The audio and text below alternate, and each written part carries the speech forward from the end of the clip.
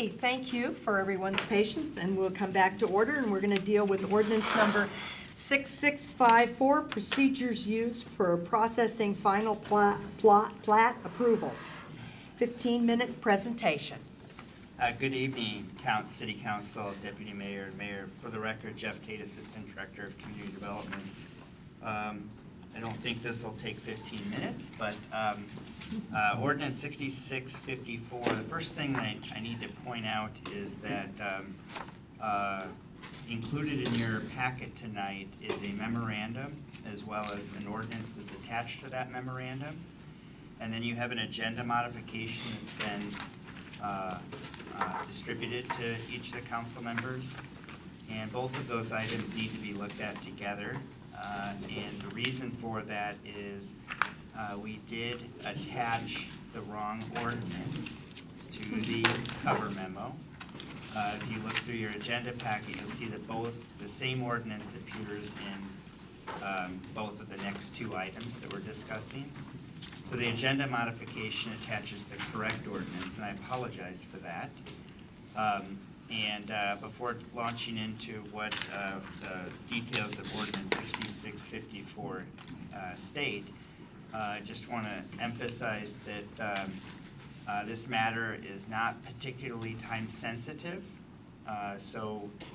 Realizing that you're seeing just a couple hours before this study session, you're seeing the agenda modification, the correct ordinance. Originally, our intention was to request that council move this ordinance forward for city council action next week. And if there's any level of discomfort with that or wanting to understand or further discuss it, we could certainly bring it back to the next study session.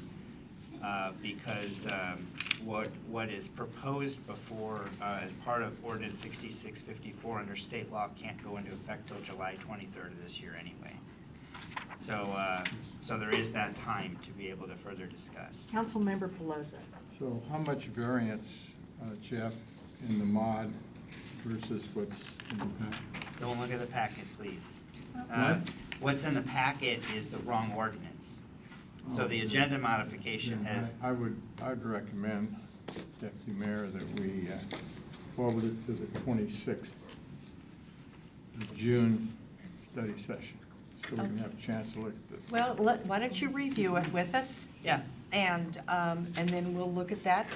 Yeah, I just wanted to give that scheduling context Yeah. before jumping in to describe what Ordinance 6654 indicates.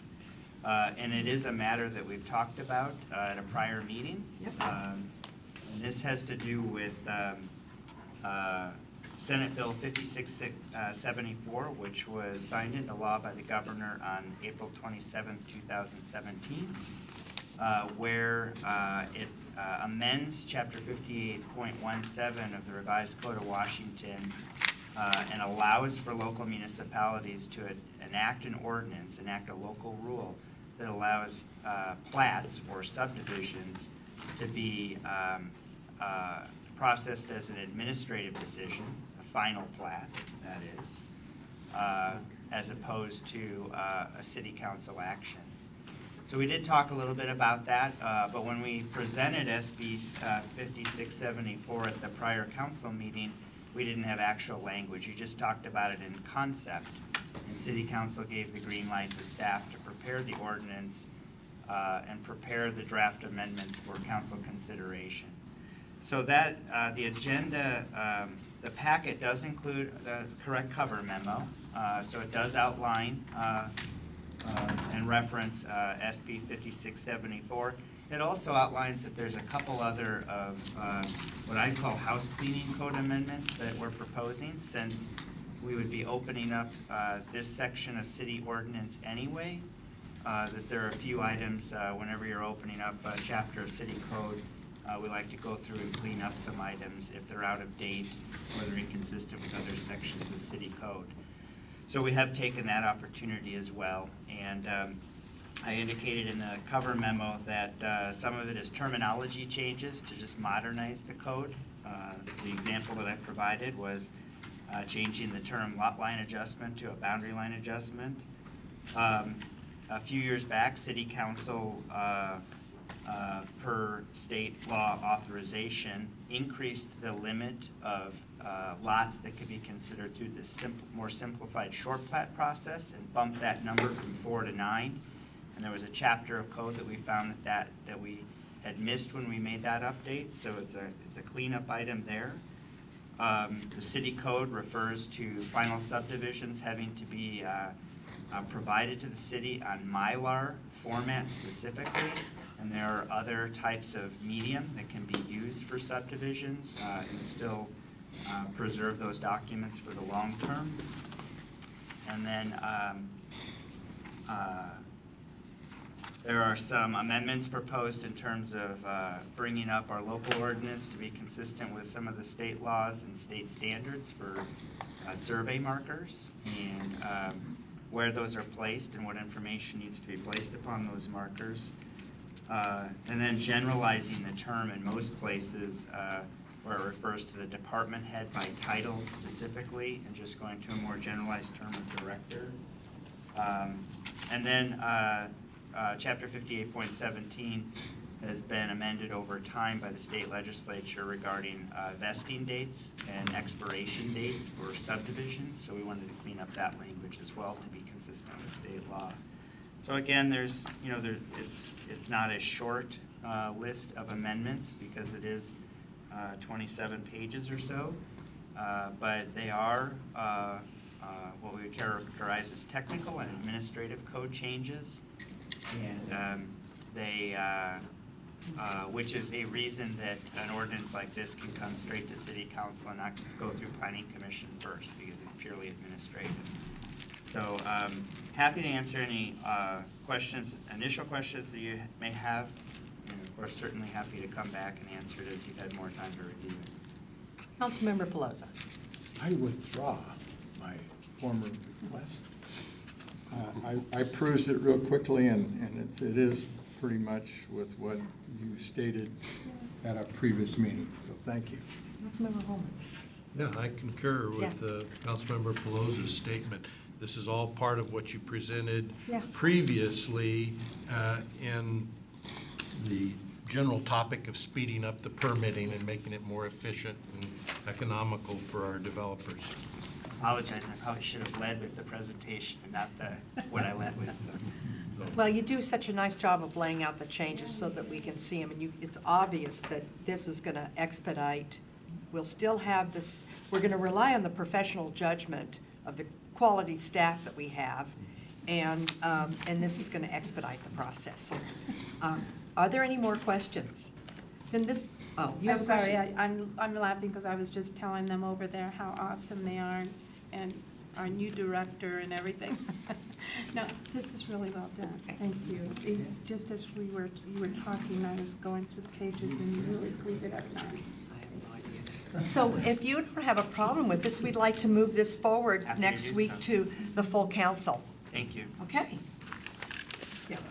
The next item. So now we're going to move on to, I hope you're as great with this one.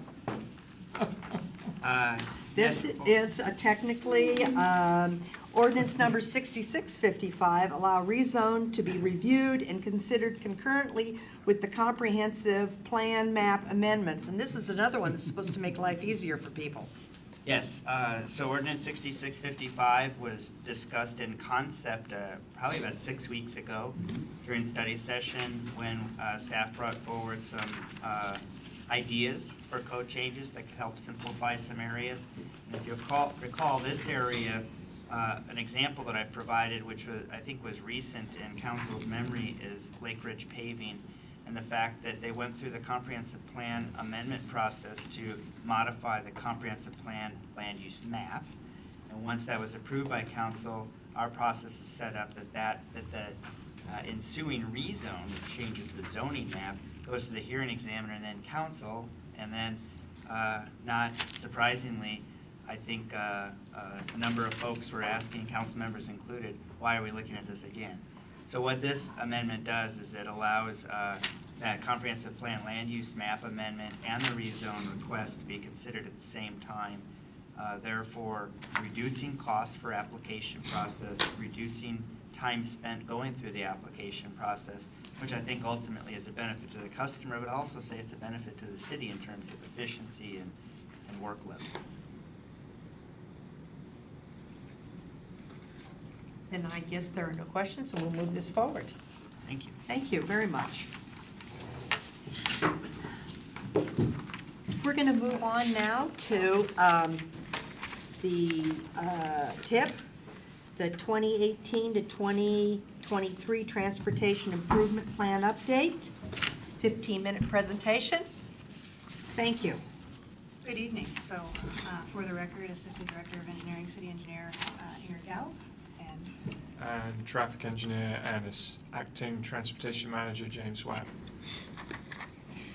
So tonight we're here to go over the update to the 6-year TIP.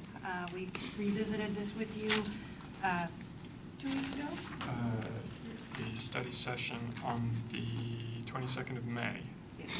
And went through kind of what some of those changes were going to be, the major changes. What we have in front of you tonight is the complete document, including all of the spreadsheets, that we're happy to go through in a little bit more detail. And I'm going to let James go through that detail.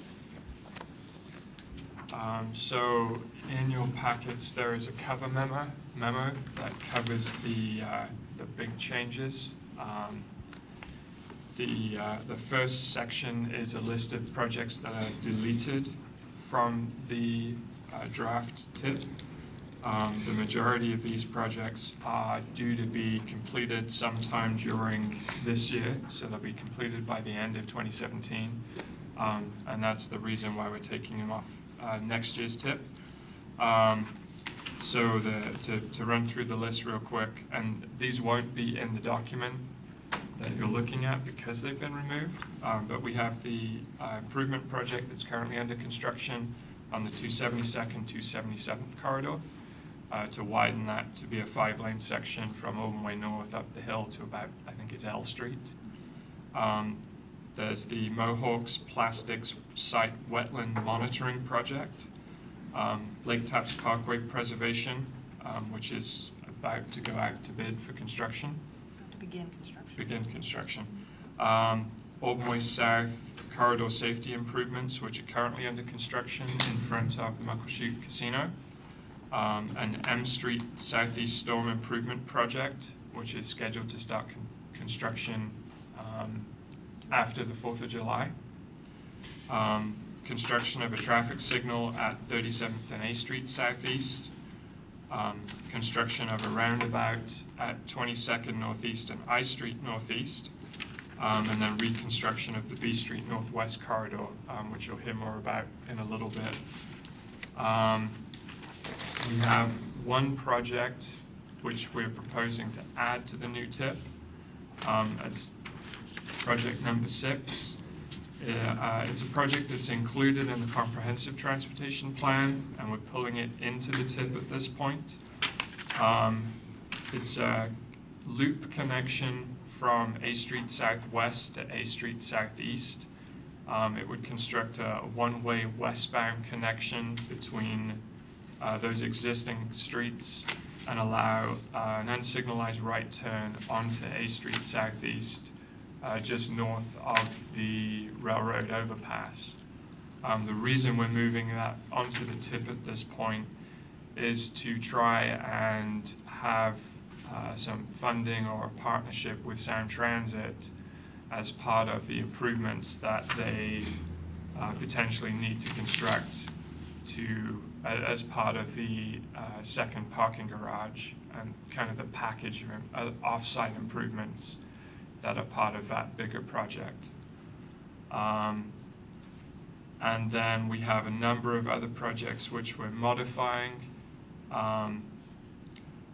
Tip number 3, which is Auburn Way corridor from 4th Northeast to 4th Southeast.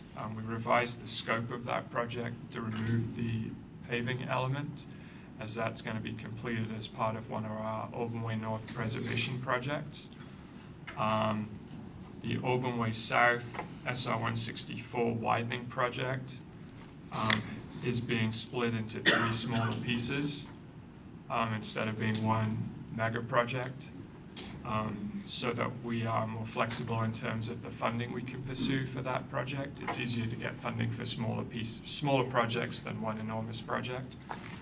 So the first piece of that would be to extend the recently constructed 5-lane section just east of the casino from Hemlock Street out to Poplar Street.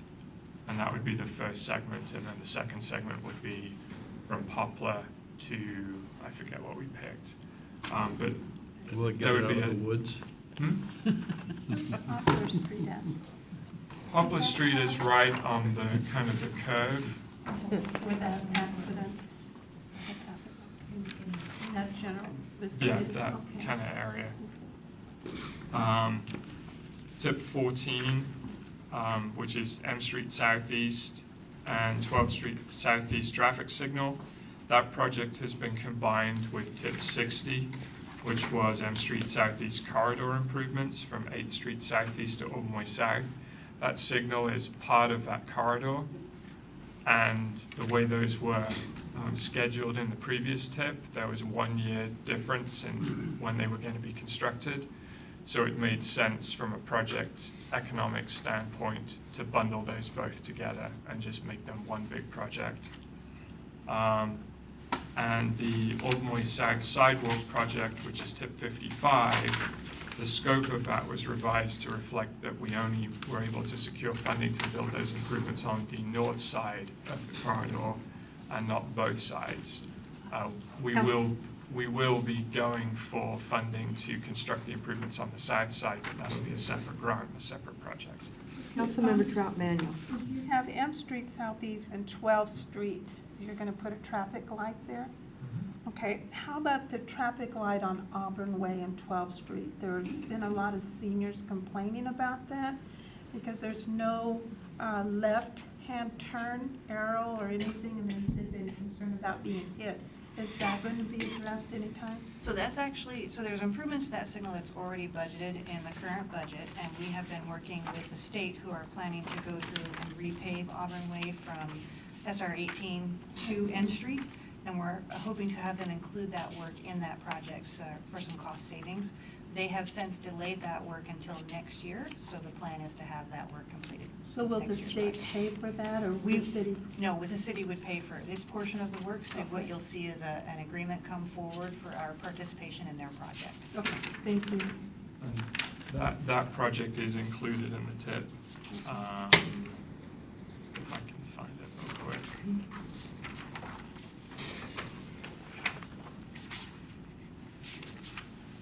Somewhere in here.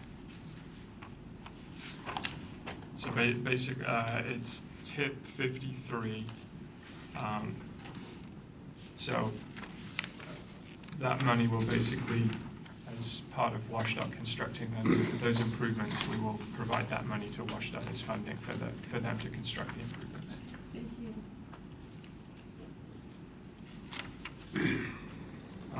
So those are the. Councilmember Wagner. I want to talk a little bit about tip 55, which is one of the ones you just mentioned.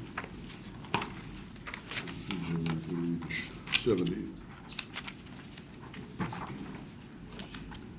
Why isn't the MIT participating in this one? They've been pretty good about participating on things in Auburn Way South when it benefits them.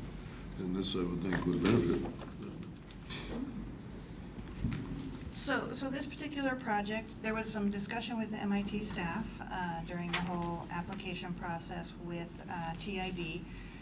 The original project we requested from TIB was actually to do sidewalk on both sides of that road, and they were not able to fund all of that, so we've rescaled it down to do just one side. But there are ongoing conversations with MIT staff about participation for both the other side of this as well as improvements on Riverwalk and other improvements down the Auburn Way South corridor.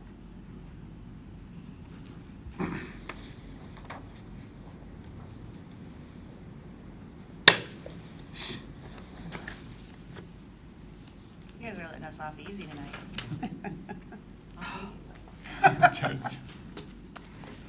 So at the last council meeting, a resolution was passed to schedule the public hearing for the tip. That's scheduled for the at the next city council meeting, and then there's a resolution that will be on that agenda to adopt the TID.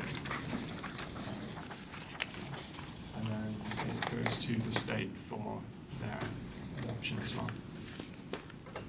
In addition, we'll also be discussing it with the Transportation Advisory Board for a second time tomorrow night at their regularly scheduled. Okay. Did you have a question? Councilmember Baggett. Just, maybe it's just the way I'm looking at this thing, but if you could look at page 9 and 10, there's a total funding on page 10 of the 2018 budget of $1.6 million. I noticed over on page 9 under the REIT 2, and also on page 10, there's also a REIT 2 at $295,000 for the same year. They do not total up to $200,000 at the bottom. Is that just a oversight? Shouldn't it be Yes, thank you. 495 instead of 200? We'll get that corrected. Thank you. Budget. Good catch, Ron. Oh, Councilmember Wagner. On the matrix, I wish there was a way there to see more clearly which projects are funded and which are still depending on unsecured grants. So if there's a format way for you to make that more visible, I'd like that. So- Maybe highlight them in green if they have the money. Yeah, there you go. Are you talking about on a large spreadsheet? That's a large spreadsheet. When I look at the bottom, and I see that we're gonna try to spend 81 million and beyond 2022, and most of it's not secured. And then as you back into them, we're gonna spend 36 million in 2021, and I can't quickly see how close we are to getting the 36 million. So if you look at page 15 in the document, which is at the end of the summary pages, at the very bottom of that, we've actually totaled the secured versus the unsecured grants in there for just that purpose.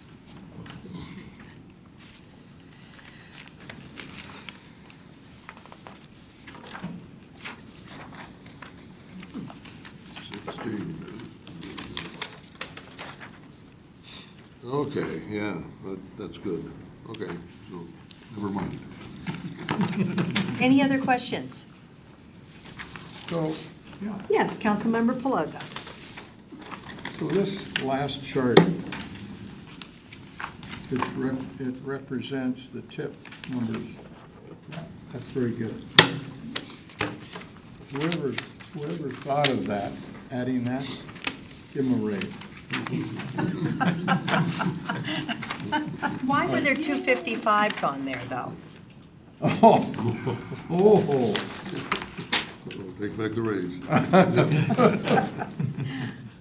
A green 55 and a navy blue 55. So that is an error that needs to be I corrected. thought you were just doing it to check on us. We're making sure you're paying attention. See, I knew it. The Yes. 55 that is West Main Street should be deleted, because that's a project that's not complete. Yeah, okay, thanks. Thank you. Catch. No more questions. Thank you very much. Sorry you had to wait so long. Next time, what we're going to do is a lottery. Those people who think they can do theirs in 5 minutes or less will let go first. That's why she's working with you. Okay, now we are going to move on to feature project presentation, B Street Northwest Reconstruction Project. And we're going to stall for about 30 seconds Yeah. while Shelley gets reloaded into the computer.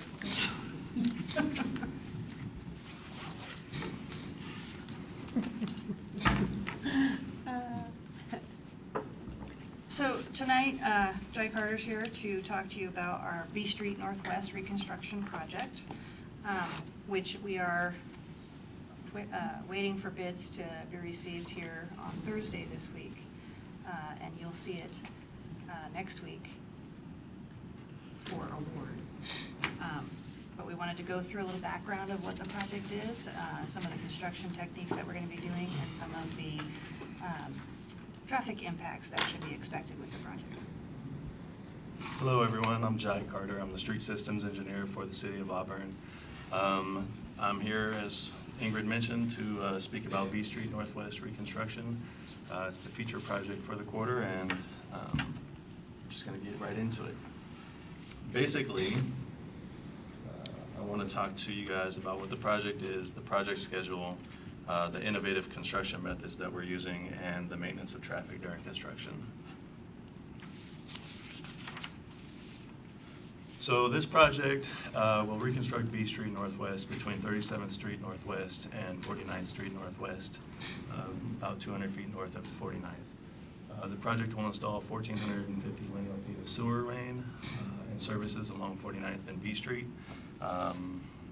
including a sewer main, replacing a sewer main for approximately 650 feet along 49th Street, and installing a new sewer main for approximately 800 linear feet along B Street Northwest. The street is rated as a pavement condition index score of less than 1, and so it is effectively the worst street in the city of Auburn, and so it's really nice to finally get this job done. This has been a source of complaints for many years now, and so we're really happy to be getting this one done.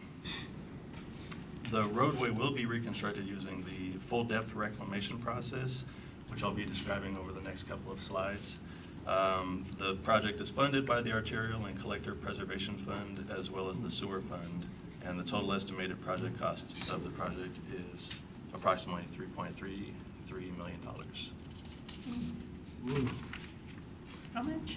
3.3 million? 3.33. 333.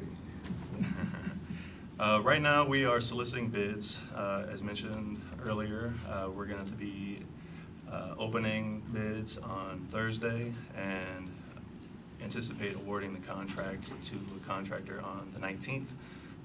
We're expecting construction to begin mid to late July, and then through the end of the year is when we're expecting construction to be completed. The full depth reclamation process. Some of the highlights of this full depth reclamation process is that the FDR process saves the city nearly $1 million versus traditional construction methods. Due to the poor subsoil condition and the amount of heavy vehicles loading in the corridor, constructing a new pavement section would have required over 2,000 truckloads of material, export and import.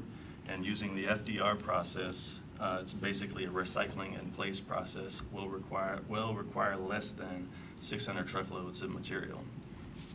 Typical savings for these type of projects is about 30 to 50%, and that's what we're showing in our estimate. The FDR will also save the city over about 2 months of construction time. This will greatly reduce the impact and delay to local businesses and residences along the corridor. And as we all know, time is money, so it's saving us in that way too. And then the last point is that the FDR process is actually green. This is a green construction method. It recycles a lot of the material in place, and it uses a lot less fuel in production and hauling materials. So this is kind of a schematic of what the full depth reclamation process is. On the left, you have the roadway surface as it is. And then as you go from the left to the right, it's kind of the process of which the full depth reclamation happens.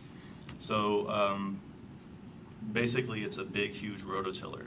The rototills all the existing pavement in place and mixes it into the subbase, thereby improving it with that aggregate and everything that's in the existing asphalt. Then the next step is to remove a certain amount of material so that it can accommodate a new pavement thickness. And then the next step is to stabilize it using a concrete additive. So you'll put in concrete, mix in water, and then blend it again with the pulverizing machine. And then basically you would grade the base to the final elevation and profile, and then roll it out with a steel drum roller to get compaction. You And don't then need to let it stabilize and shrink or settle? Yeah, so that's the cure process, and so that takes about a week to cure out. And so it's actually quite a long time, and a typical roadway that you would use FDR on wouldn't have quite such bad subsoils.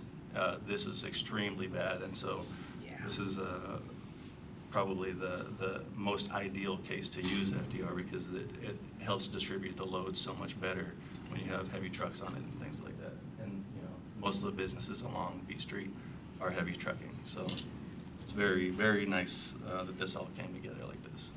And then stage 4 is to put on a hot mix asphalt cure seal, and so that stays in place for a week, and then traffic can be loaded on it at that point.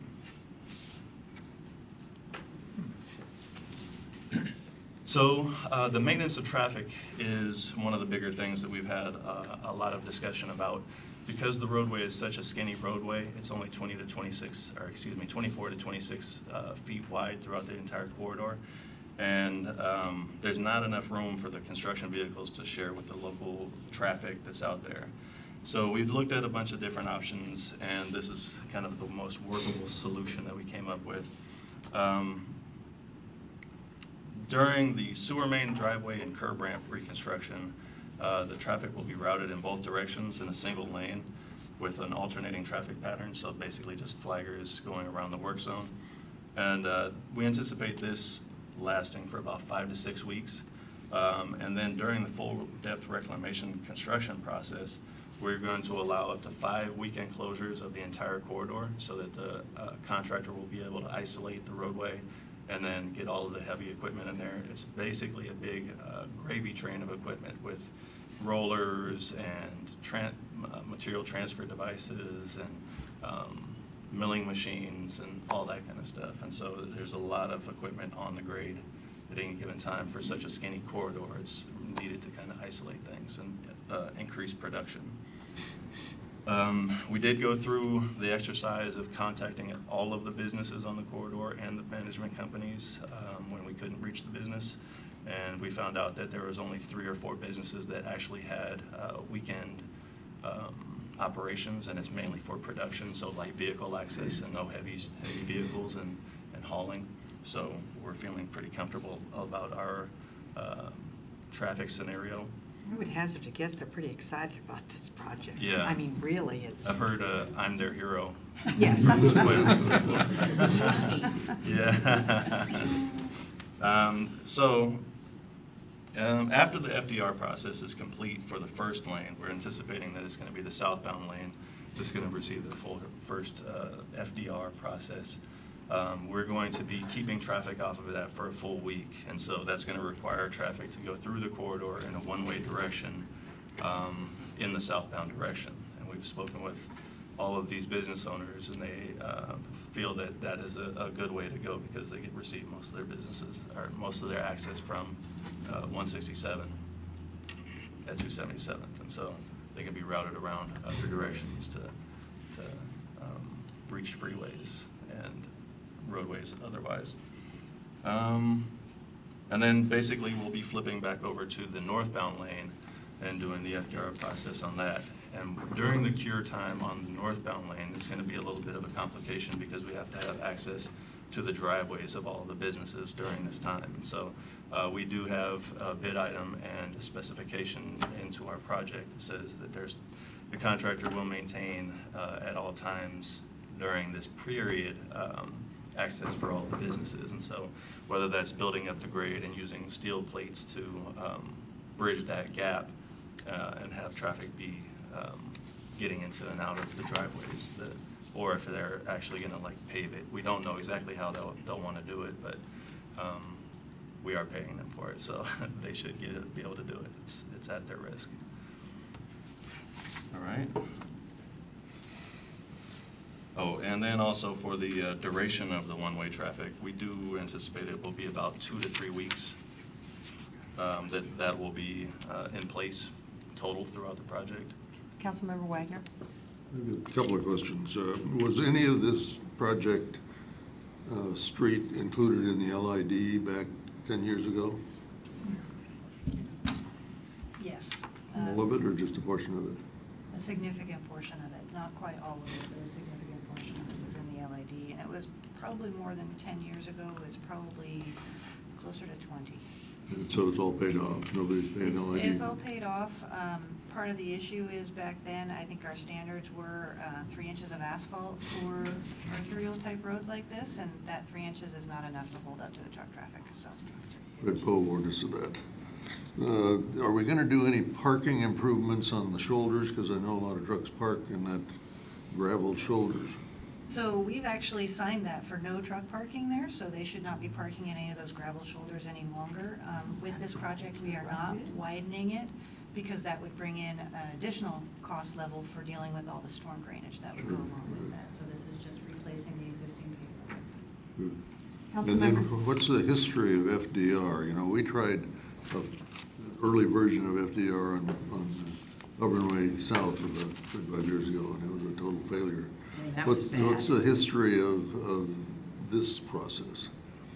This process has been around for quite a few years. They use it a lot in other states. We actually have an expert from Portland who, PSI Pavement Systems, I can't remember what the I is, but they've done quite a few projects in design for Portland and in the Oregon DOT, and so they've used that process quite a bit down there. They've got a few more competitive companies that bid on these projects down there, and locally we have one main player in this game, and it's Roundup, and they basically are dominant in this area, and so we know that they're probably going to be a part of our team, but this process has been around for quite a bit of time.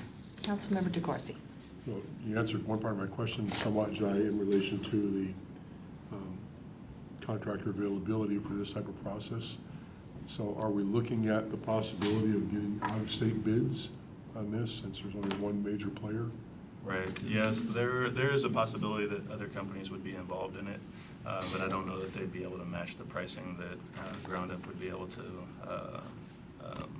provide. So there is also perhaps a possibility we could wind up with one bidder, which the council has to make a decision on based upon that one bidder. They are a very qualified bidder, though. They have done quite a bit of this work in other places, and they do quite a bit of municipal and private work for with cement treated bases and FDR processes. I would also add that there's some significant sewer work being done as part of this project as well. So the contractor doing the FDR may or may not be the prime contractor for the project. So we might get more than one bid. Many of them may be using the same subcontractor for the FDR process, but there is quite a bit more work than just the FDR process. That's an excellent point. Councilmember Baggett. Oh, I'm sorry, you had a follow-up, Just please. So in your briefing background, you talk about repairing sidewalks, curb and gutters, and upgrading several driveways. So are we actually taking the project into the business's driveways somewhat to fix and repair that? Yeah, there are a couple of them that we are going to be cutting back on their driveways. Basically, the issue with their driveways as it currently exists is that it's not compliant with ADA regulations, and so in order to put in a proper cross slope on the driveway, it would drop that elevation by approximately 6 inches, and so you have to cut back into the driveway of the business to match into the existing grade, and so. And that doesn't occur in all the driveways, it's just like a few? No, just a handful. Okay, thank you. Councilmember Baggett. Actually, it was Councilmember Yolanda. No, I didn't Well, have let a me question. just make an executive I just decision. wanted to ask, what is the, what's it budgeted at? And 3.33. Have they bid yet? No. No. Okay. The So- bids will be opened on Thursday, and the budget number that we've come up with so far. 3.33. Yep, 3.33. Okay, gotcha. Councilmember Baggett, then Councilmember Wagner. Or did you want By to let? default. You did. Councilmember Wagner. I always like to convert these expensive projects to dollars per mile. This is only about a quarter-mile project, isn't it? No, it's 4,400 lineal feet, Oh, okay. so it's 0.84 miles long. That's good. That's impressive. We do that in his head. I read everything off the paper, though. Everything was. I can remember that. All right, so The last point I wanted to make about the maintenance of traffic is that access to the businesses and residents will be maintained during construction of this project with limited traffic disturbances, except for scheduled weekend closures. Councilmember DeCoursey, one more. This brings our pavement rating up above 70? I don't know that we're going to get above 70, but it certainly brings up the number a little bit by Close to getting rid of 70? that one. Would we actually repair a road not up to 70 when we're shooting for 70? So,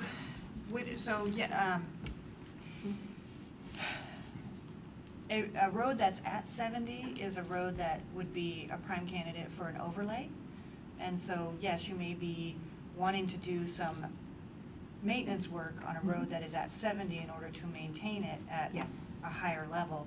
If you allow the road to go below the 70, you start getting into a lot more patching and or the rebuild scenario. So you don't want to let it go too far below that before you're actually going out and doing some preservation to maintain the road. This is less than 1, and you're going to bring it up to 80.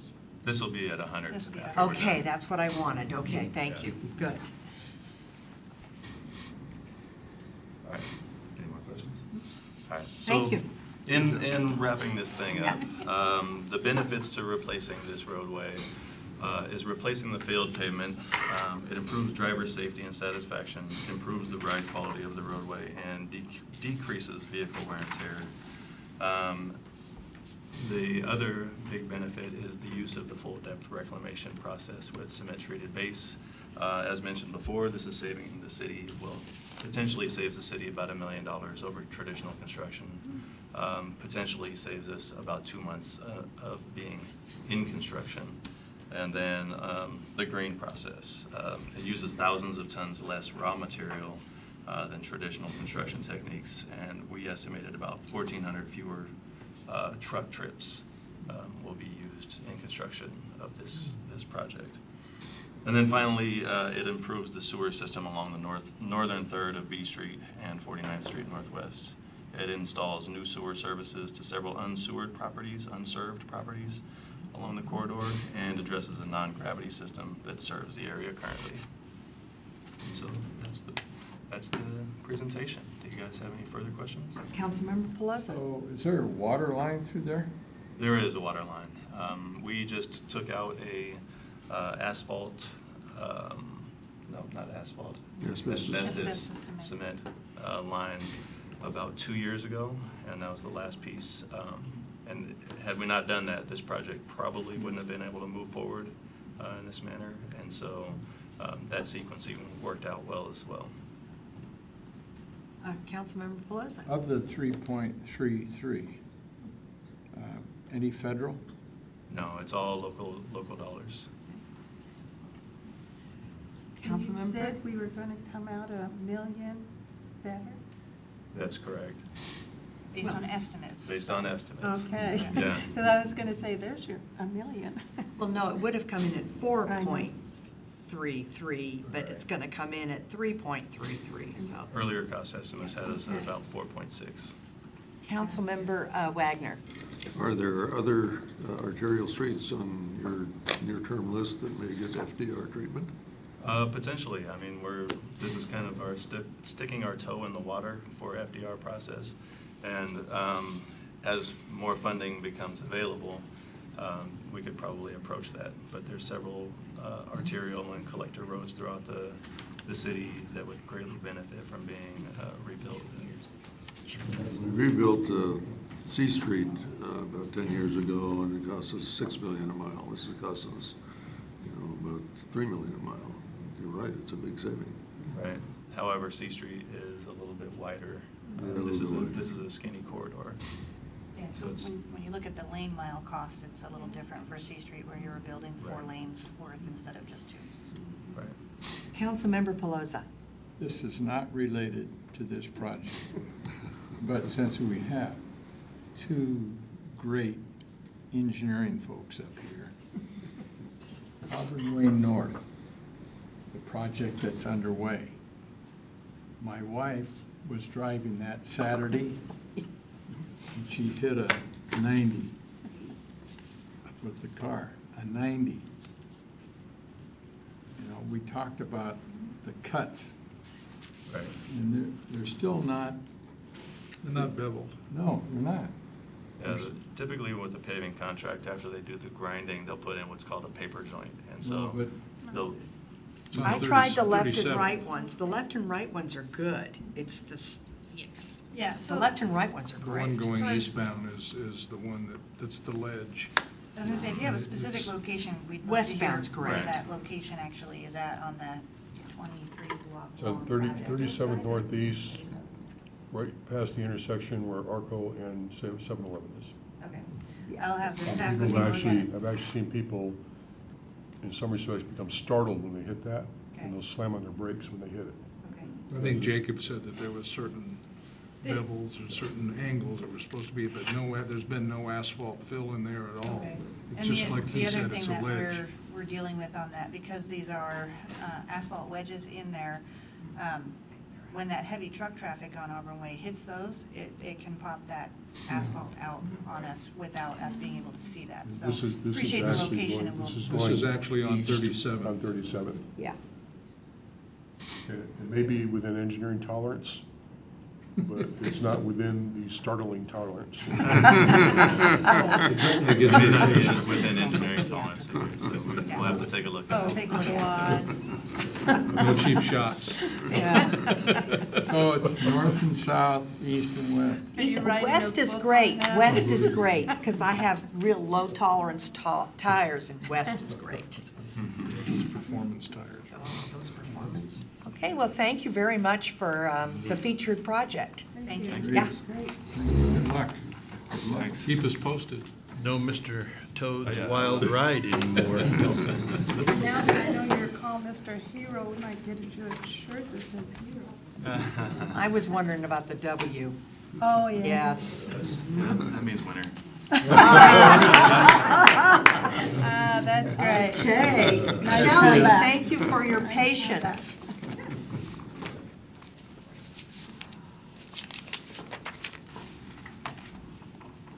Good evening. Okay, we have first quarter 2017 financial report, and I'm going to turn the leadership role over to our Finance and Economic Development Chair. Thank you, Madam Deputy Mayor. We have today, I guess we're going to talk about the first quarter 2017 financial report, 15-minute presentation. Shelley, you are on. I will talk fast. The first quarter, I'd like to start out and preface that it's really hard to get any trending or anything for 3 months of the year. So when we look at this, realize that there just isn't a lot of history. This is 3 months. And I have not your packet numbering, but I'm going to go by the page numbering of the actual report, which would be in the center at the bottom of the page. And what I'd like to stress is that page 1, which is this graph that you see up here, and page 2 is that's the same data. It's this is a graph of page 2. So if you want to look at the graph, that's great. If you want to look at all the numbers on page 2, that's great also. Right away, we see some red popping out here on the revenues. And again, those areas which that means is that we haven't hit our year-to-date budget. Now, when you do look at the numbers on page 2, there is a column on there that is titled 2017 Year-to-Date Budget. And what that is, it's an average of the first quarter of the prior 2 years and this year's first quarter. What that does when we take an average of what we've received in the prior 2 years and include this year and average it, it takes the seasonality a bit out of these numbers or maybe some anomalies. It's a smoothing technique that we use. With the exception of sales tax now, we are doing that in 1/12. That's going to be that should be 3 months of the year on the year to be, or thereabouts. I think when they did this smoothing, it was, the difference was about $12,000, so I let them go with it, but for this one. But on the next one that we bring forward, you're gonna see 6/12 or half of the year.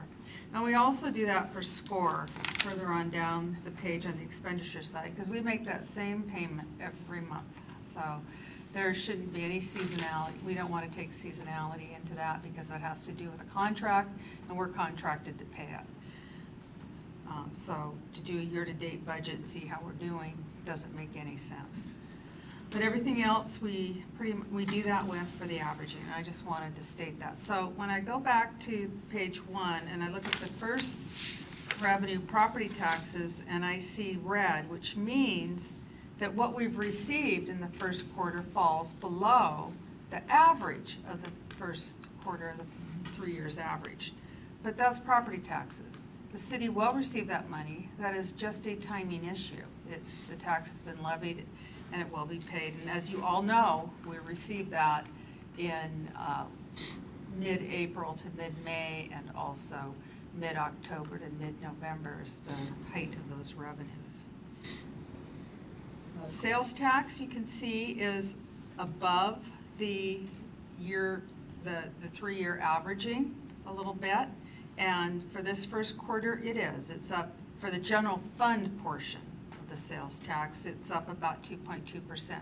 However, when we fast forward to May, which you haven't seen yet because this is first quarter, that 2.2% is slimmed down to a 0.3% over prior year to date. So that's a little preview of the fun to come on the next quarterly report. Other taxes, we do see also a red showing there, and that is primarily the utility tax on the cable, the 5%, and we did receive about $262,000 or $63,000 in April for the first quarter.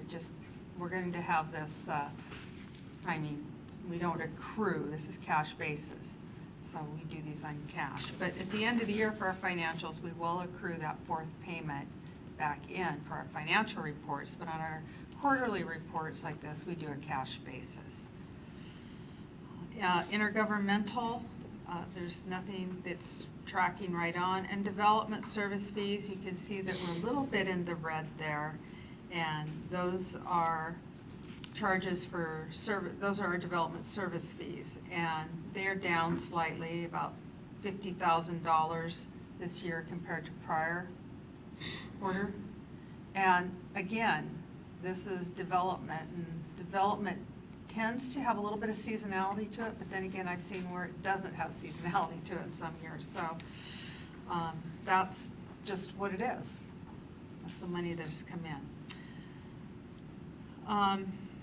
So where we're doing well in our revenues is in our utility taxes, the city utility taxes. We're coming in a bit over on those. And what we're going to do is probably in this next budget amendment that you see in a couple of weeks, we're going to true that up a bit because we're receiving a little bit more.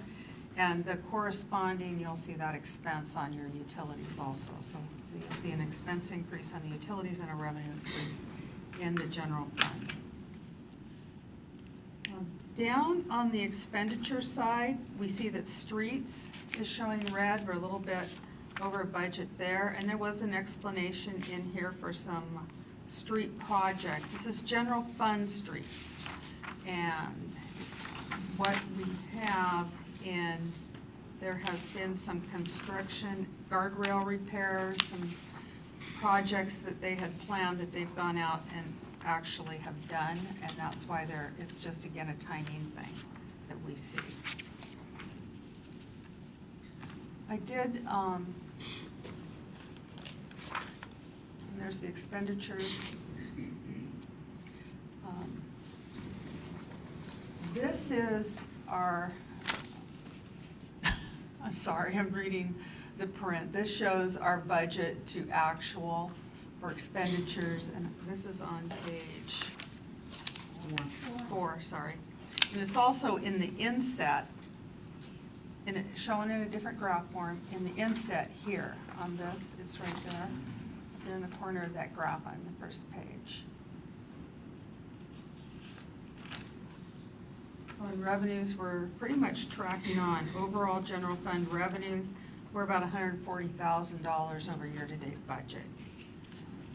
On the expenditure side, in summary, we are a little bit, about $1 million to the good. Year-to-date, spent about $1 million less than what we would have expected in the year-to-date budget. And again, I put these graphs in here, so if you want to talk about any of them, we've already talked about the property tax. You can see here that we've got the budget, and over last year, that's the bank capacity. Here's the property tax revenue. I think you've noticed in the last couple of quarters, we put in the 5-year trending on these. I hope that's informational for you. Sales tax on construction, net of construction. This is the one we're 2.2% up on.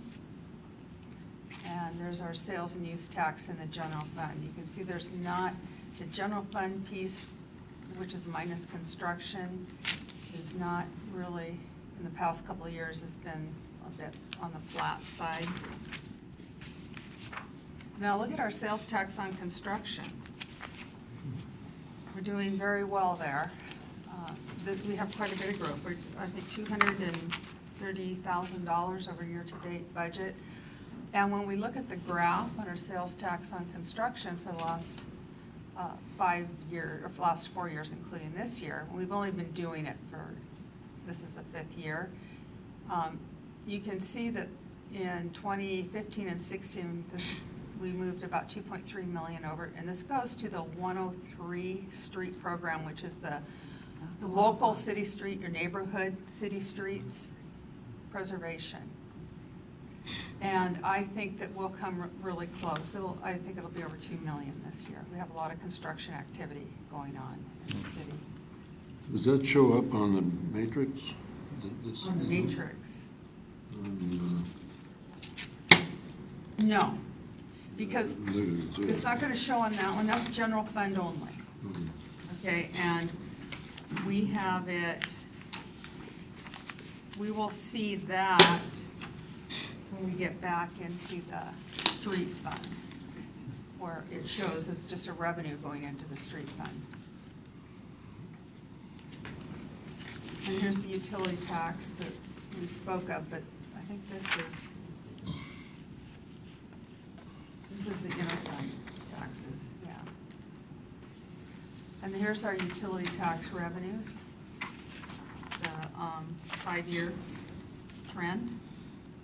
This is all utility tax revenue, including inside and private utilities. And where we're seeing a decrease, as we've talked about in the past, is we're seeing a decrease in the telephone utility tax revenue, and it's been dropping significantly year over year. And then the utility tax on the interfund utilities has been increasing, so they've kind of been offsetting each other. Here's the cable franchise fee. And you can see that's a pretty steady, this is the franchise fee. This isn't the utility tax, this is franchise. And then there's our 5-year trend on that particular one. And new in 2017, there's the cable and utility tax. And we did receive in April $263,000. So it did come in, and we're tracking just a hair above what we had anticipated for first quarter. We had expected $250,000. Business licenses. What's the difference between the business licenses and business license revenues? Business licenses, but these are business license revenues. Right here. Oh, one is the number of people, and the other's the amount, the $50? No, these are all dollars. It's just, we probably called it business license revenue on the first page here, or on the second page. Business license fees. This is the first revenue after the taxes on the second page.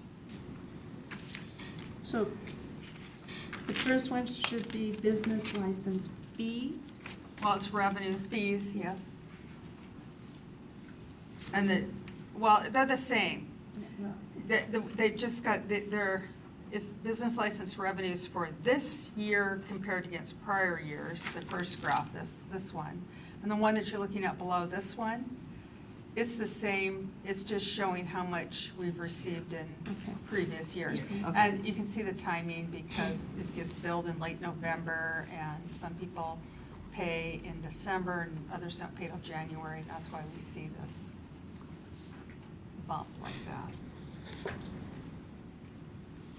It's the same thing. It's Aren't we just- going to have a study session or a presentation on, scheduled sometime or another on business licenses or business? Yes, that's one of the items on the special focus. Okay, great.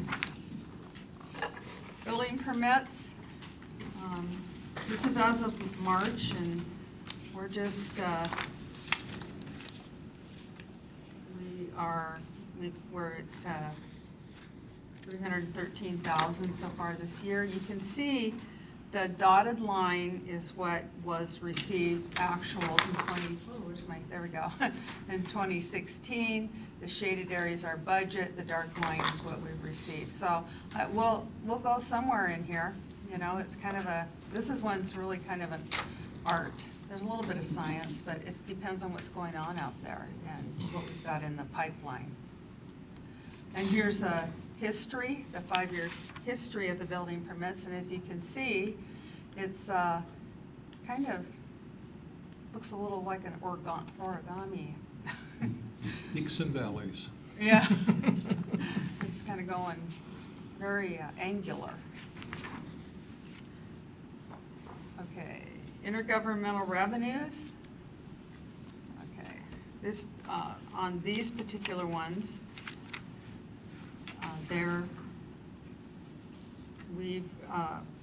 we'll receive, as you can see, we're just tracking maybe a little bit above the prior, or the year-to-date budget this year. And most of this is the streamlined sales tax is the big number in this, and then the motor vehicle fuel tax that we have to receipt in here, and the muckleshoots. Those are our largest intergovernmental revenues. Charges by... Yes, council member. Chair, excuse me. Yes. Can you go back to that? Or do you have it? No, I don't have, You don't I have don't that have one? that chart Oh, up okay. here. Liquor profit. Yes. So last year was 163,000. This year, so far, is 163,000.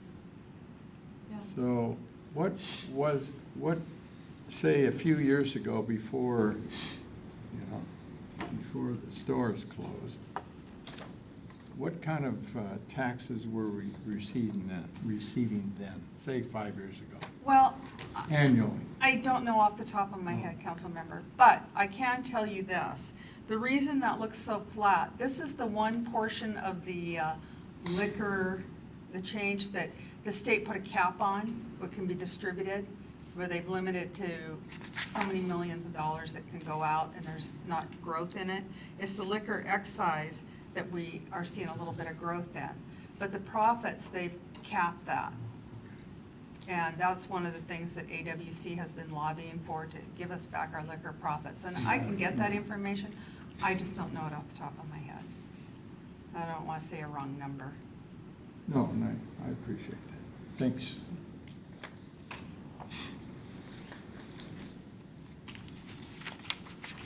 Want me to ask a question? Are you looking? I'll ask one. It had to do similar to the marijuana. Here, we received $4,878 in 2016, and then it went to $8,000. So was that at the end of, at the beginning of 2017, and now we're at $9,832? It's gone up? It has gone up, and we have budgeted, I think the budget's, we received 20,000 thereabouts last year, and the budget went up, I think we moved it up to 30 or 32,000 for this year. So we are anticipating, and there's a formula that I'm not saying it's complex just because I don't know it, which I don't, but it is rather complex, and it has to do with the number of stores the jurisdiction has and the sales of those stores, and there's a couple of facets to the formula. So that's how they calculate it. Will we ever will you ever come with us what the formula is? If you want to look at the formula, I'm happy to share it with you. Okay. I can Shelley, get- does the formula penalize you or reward you for having more outlets? Rewards you. Rewards you for having more outlets. Okay. It is based upon the number of stores and the number of sales at those stores. And I can snag that and send it out to you. I'd be happy to do so.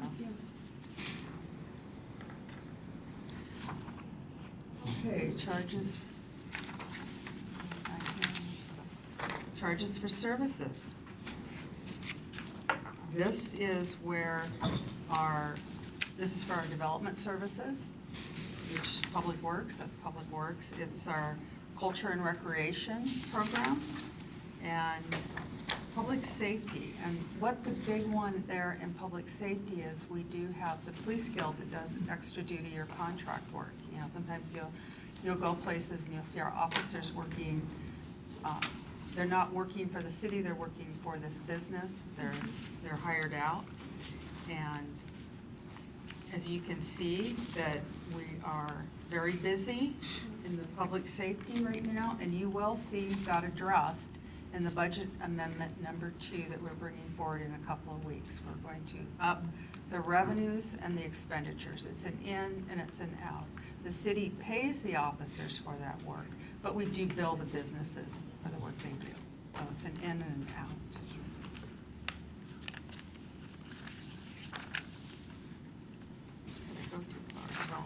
Here's our development service fees. And again, this depends on what's going out. This is plan check revenues, and there's there's things out there that could be coming in at any time. We don't know when they're coming. I don't know if Jeff has a better idea of what may be coming in. He's probably got his ear a little closer to the stone than I do. But this is what we budgeted. This is where we're at last year. I think we're pretty close. Our budget's pretty close to where we're at last year, but we're trailing. But we could get a big project that walks through the door tomorrow, and that could go up there. So when we look at our history, as you can see, our peak year was 2015, and last year we came down, and this year we're down a bit more. If we multiplied that 200,000 by 4, we'd come in less than last year, but we don't know that that's what's going to happen. Yeah, bear in mind, you're going to get more visibility in the second and third quarter, which will start bringing all this stuff together. Culture and recreation, as you can see, this is a pretty steady eddy. We budgeted pretty much what we received last year, and we're just tracking right on. And we have, when we look at the 5-year average, this is all the activities that you see in the parks program. And there's camps and baseball teams and soccer teams, pottery classes, and all that sort of thing. Cruises to South America. How do you get in on some of that? Yeah. I wanna know too. Okay, fines and penalties. can see we budgeted pretty close to what we received last year, and we're a smidge under at this time. Again, this is up to the judges, what the police are doing, and what was happening out there on the streets, so this one's really out of our control. This is, and so when you look at this, it's like, whoa, what's happening? But remember, this was red flags and the decline of our photo enforcement, and it went away in, I think it was 2014. It was June of 2014, but we pretty well ramped the program down. So that's why we see what we see here. Miscellaneous revenues. This is in the general fund. This is interests, which has gone up a little bit. As you know, we've had a couple of moves by the Federal Reserve. And also this is our rents and leases. And we are seeing an uptick because of the new community center. So we're seeing some increases there in our rents and leases. And then anything else that we happen to get through the door, donations or what have you.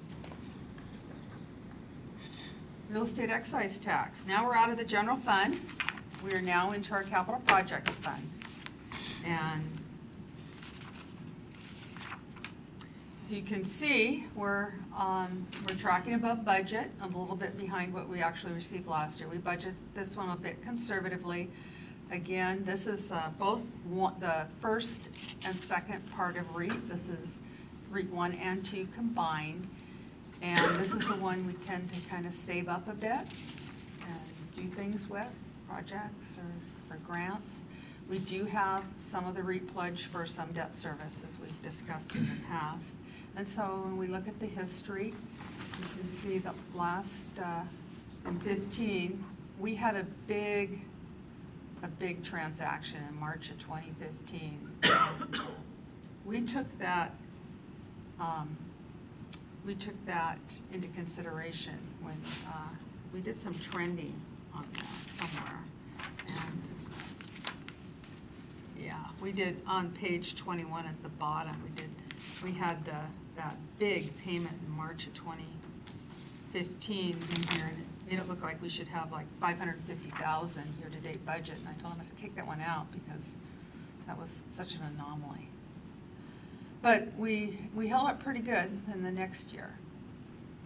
Pet licensing. This is a revenue that we do receive in the general fund. I'd just like to note that. And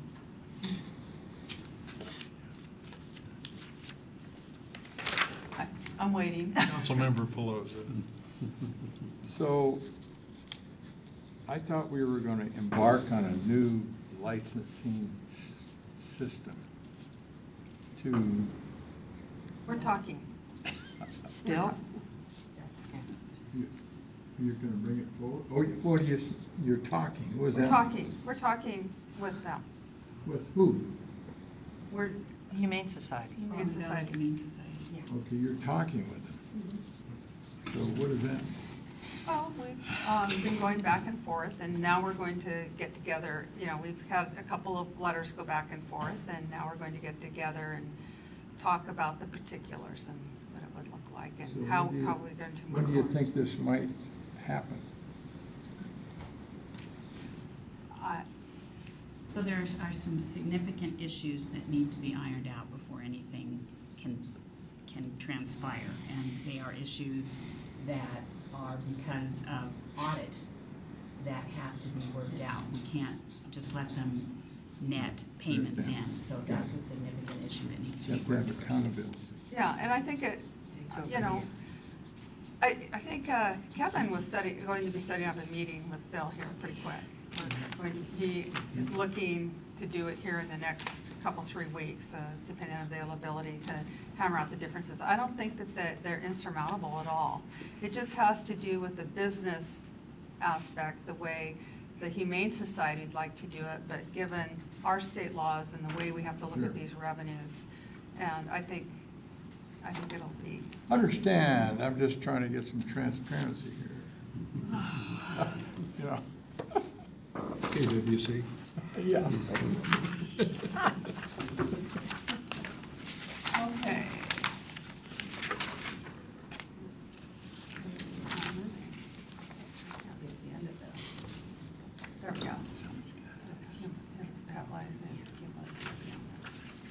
Fund 102. Now we're into the street funds. Okay, there's 3 street funds. There's the Arterial Street Fund, which is Fund 102. There's the Local Street Fund, which is Fund 103. And then there's the Arterial Street Preservation Fund, which is Fund 105. And Arterial Street Fund is the fund that we do our major arterial renovations and projects. And again, we had quite a large budget carried forward from some projects that didn't go to construction last year. So this is showing, reflecting budget amendment number 1 and the budget that we've put in. And several of these projects will be going to construction if they're not already in construction soon. We've got the Auburn Way South Corridor Safety Improvement in here, 272nd, some of those projects that should be in heavy construction this summer. Is M&O back in the general fund? M&O is, well, M&O is everywhere, to answer your question. The street part of M&O and the parks maintenance and operation are in the general fund. And then there's a water, sewer, storm component, and those are in those respective utility funds. And the equipment rental, M&O, is its own fund also, as an internal service fund. And then Fund 103, this is the local street fund, and we see this activities. You can see how we spent last year, this dotted line, that we will see this. We are doing this work in July and August and September generally. You know, one of the things, Shelley, you were going to do for the $20 tab ad hoc committee is show us over the last 4 or 5 years how much money has been carried over. Yes. Another thing that would be interesting for me to see, a point that Ingrid made, was that even if we had that money and then another 7,000, that we could end up with so many projects, 7 million, that we could end up with so many projects going that you couldn't travel in Auburn. So it would be nice sometimes if we could see what we are creating during one of these in years when we're doing all these improvements, the gridlock that we are creating, because we could create a fund that's so large that everybody would have to stay home for the summer while the roads were being repaired. But it would be only a 1-year thing, but that would be interesting for us to see.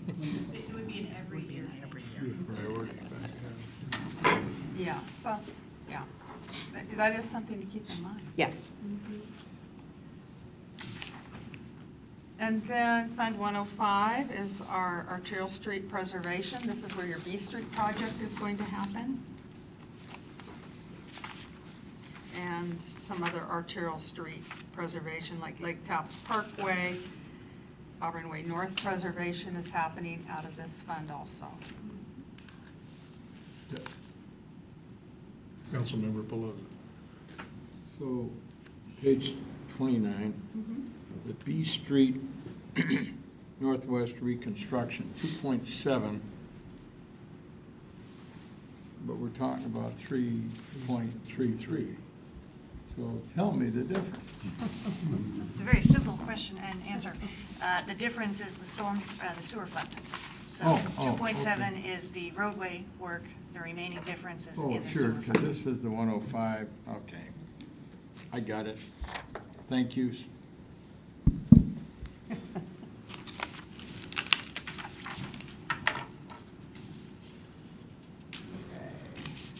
And this, then we move into, there is a page 30, which is our mitigation fees.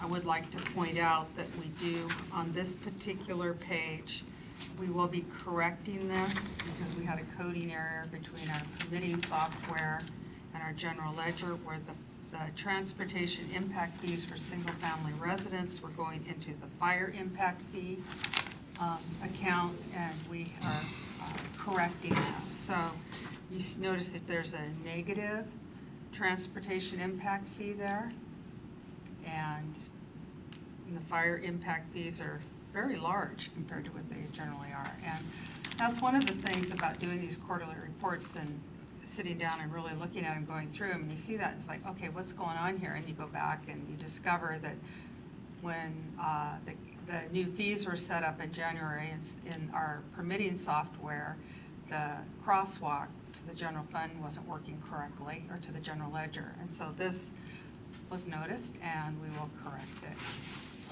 Actually, most of that money down there in fire impact fees belongs up in transportation impact fees. I just wanted to point that out for the record. Enterprise funds, there's our water revenues versus water sold. That's, you can see that we sell most of it, produce and sell most of it in July, August, September, and October.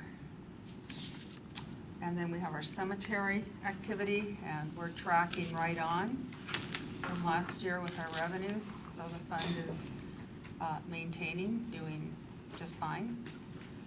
And that's the end of my charts that I have up there. And the utility, you know, the other things we have here, you know, there's a page 35, shows you our sales tax activity by sector. And you can see that this is first quarter, and you can see the construction up there, the first one at the left on the top of the page, where we've received $104,000 more in the same period this year as the same period last year. So we're doing well in construction, and autos are up a little bit from previous, but that may be due to, that could be due to the increase in sales tax. Maybe everybody went out on a car buying spree. I don't know. But actually, we don't see January's until March, February's, and April, so that might be off a bit. And then pages 36 and 37 are our internal, or enterprise funds and our internal service funds. And at the first quarter, they're all looking good. I really have nothing remarkable to say about them at this time. And with that, I conclude my presentation. Are there any other questions for Director Holmes? Okay, thank you. Thanks, Shelley. Good job. See you in the second quarter. Yeah. See you in second quarter.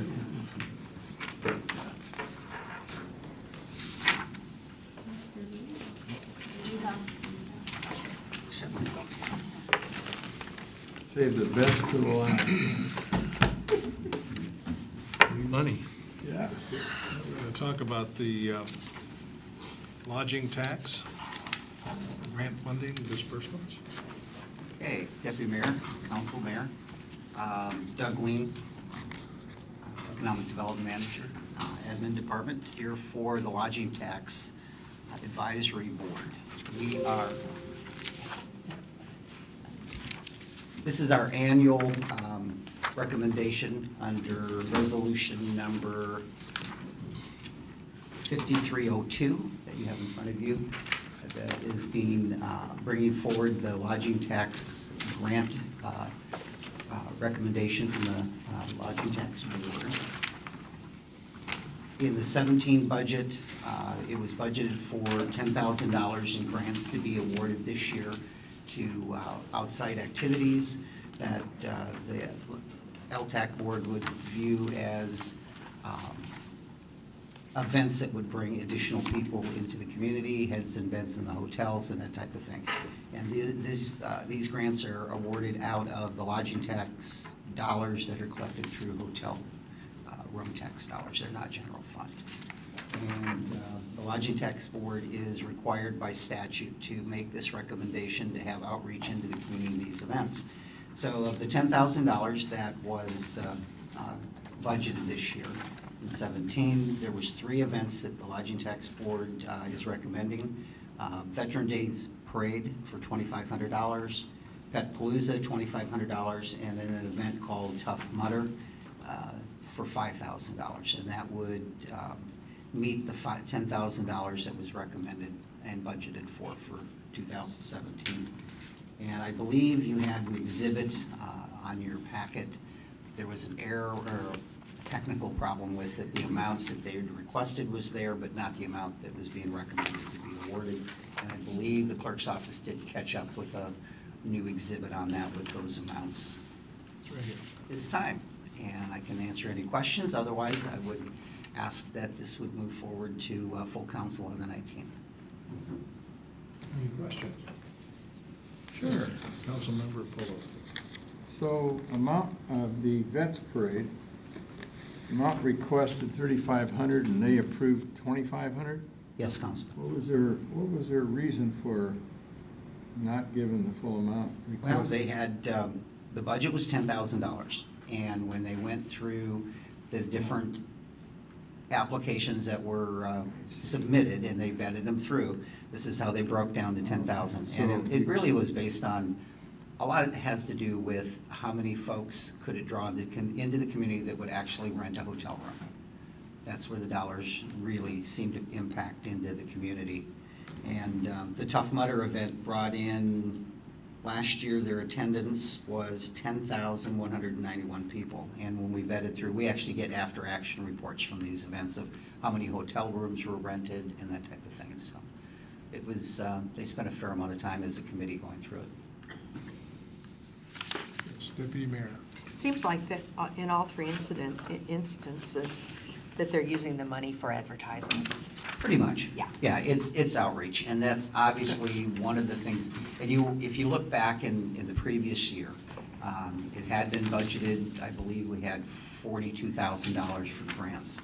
The tourism board and the LTAC board dropped that drastically down to $10,000 with the onset that with the new marketing outreach the tourism board is doing with the new website and video productions and marketing and direct advertising, that they felt that they could have a bigger impact in regional branding to advertise all the events under one label rather than little pieces to a lot of small events that had very little impact.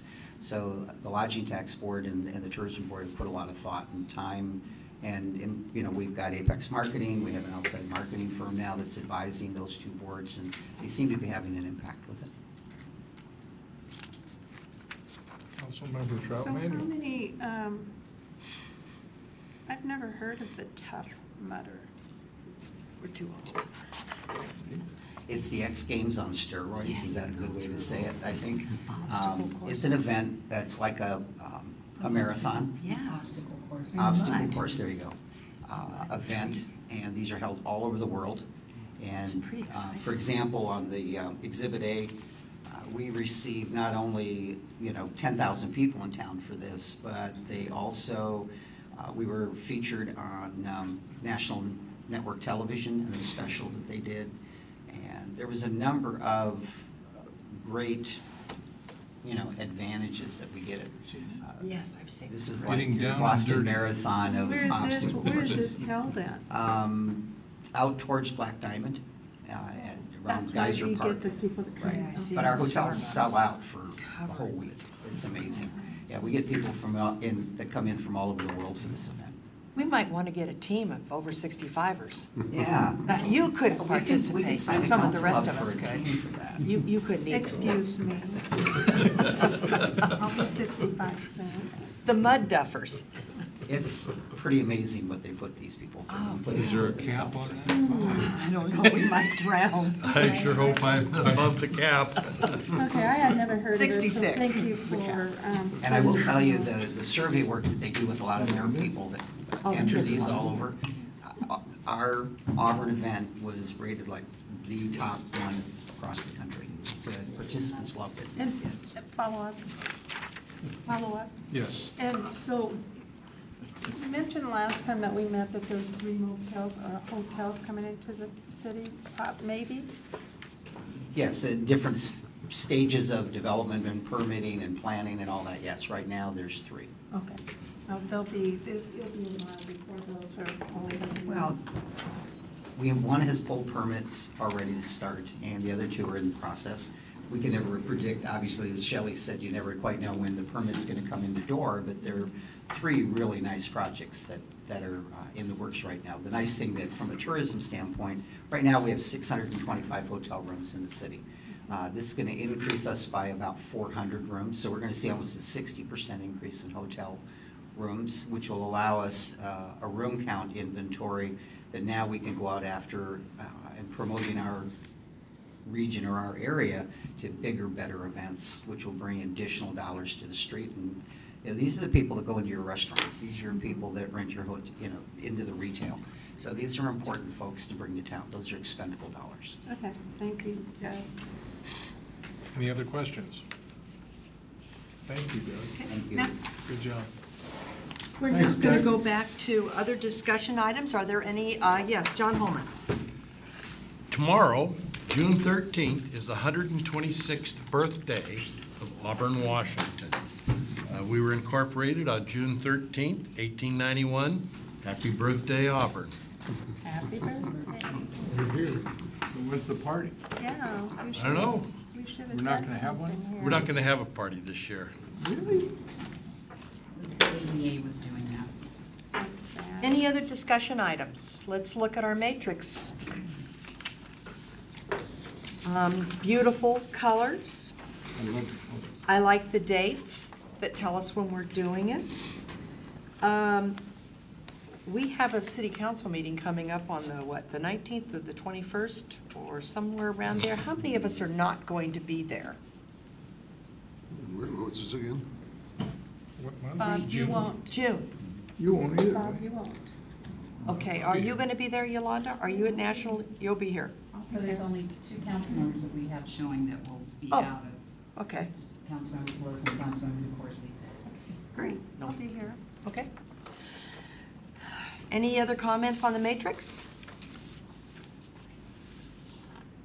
So, let me ask you, are you going to, I thought I was, but I was not signed up. I was only signed up for Okay. the August one. Okay. So Great. anyways, Okay. Councilmember Pelosi. okay, for municipal services, August 28th. Could you tell me the color? Oh, yellow. Okay. Salmon. Oh. Yellow. Hey, it's ryanine fish, color, salmon.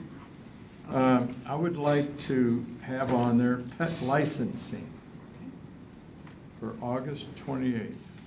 So it might be ready to come back before then. Do you want to wait until then if it's ready to come back before then? Well, but see, we don't have a muni services. Well, I know, but if it's ready to come back Oh, before well, then- sure. Yeah, We could squeeze you in. yeah. Any other items So- to add? Pet licensing, August, question mark, yeah. August 28th. Any other items? the homeless, but we're going to talk to Dana on Thursday, so. Yeah, we'll wait and see what. Yeah, we'll talk to Dana.